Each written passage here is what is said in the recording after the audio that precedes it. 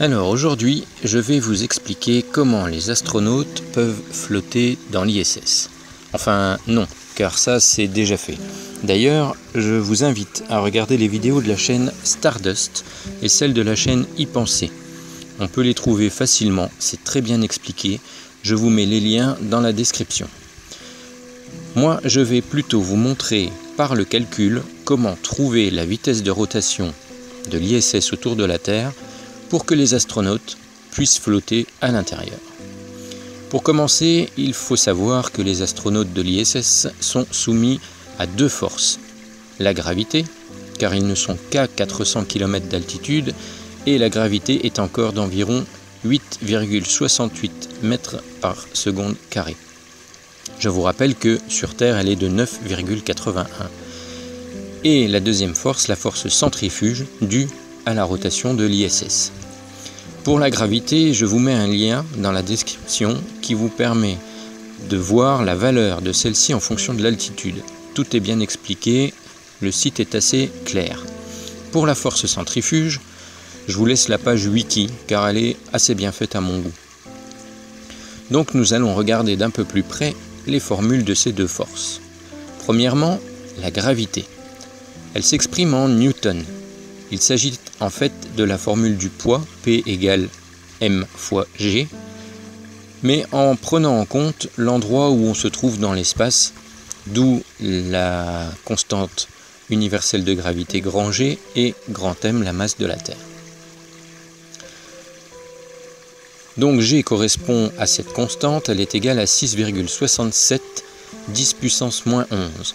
Grand M, c'est la masse de la Terre, soit 5,972 fois 10 puissance 24 kg.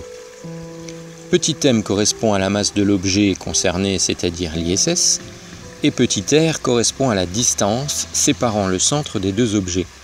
Donc dans notre cas, le rayon de la Terre additionné de l'altitude de l'ISS, ce qui fait environ 6780 km. Deuxièmement, la force centrifuge.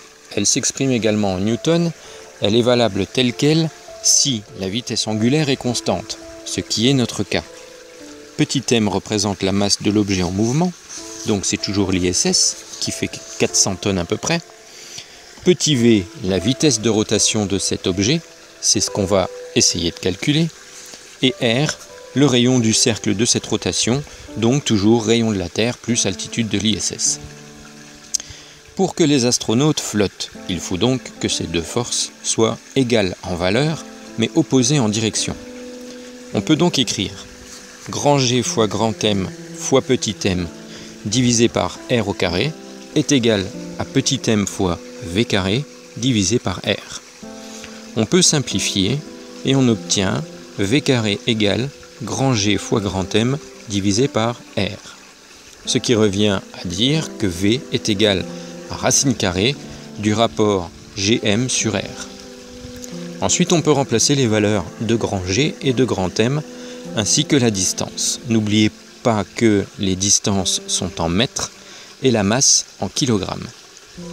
On peut simplifier ensuite les puissances de 10 pour obtenir un résultat de la vitesse de 7665 mètres par seconde, ce qui représente une vitesse de 27 594 km/h. Nous allons donc vérifier maintenant cette valeur sur le site Astropléiade qui permet de savoir à tout moment la position de l'ISS. Je vous mettrai le lien dans la description également. On peut lire au moment du screenshot 27 579 km/h, soit 15 km/h d'écart avec notre calcul. C'est pas mal. Que peut-on conclure de cela? Que dans l'ISS, les astronautes sont donc soumis à deux forces qui ont des directions opposées mais des valeurs égales. Ce qui explique qu'ils flottent grâce à la vitesse de 28 000 km/h environ. Vitesse d'ailleurs qui ne dépend que de l'altitude. Enfin, quand je dis dépend, c'est pour avoir la même valeur et donc un état d'apesanteur. Si l'ISS était plus proche de la Terre, la vitesse devrait être supérieure. Si elle était plus éloignée de la Terre, la vitesse serait inférieure. Certains donnent l'explication que l'ISS est en chute libre vers la Terre, mais du fait de sa vitesse, sa rotation lui permet de garder son altitude constante. C'est l'orbite, ce qui revient exactement au même.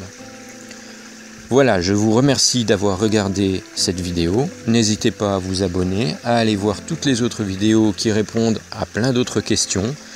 Et je vous dis à bientôt pour de nouvelles vidéos. Ciao!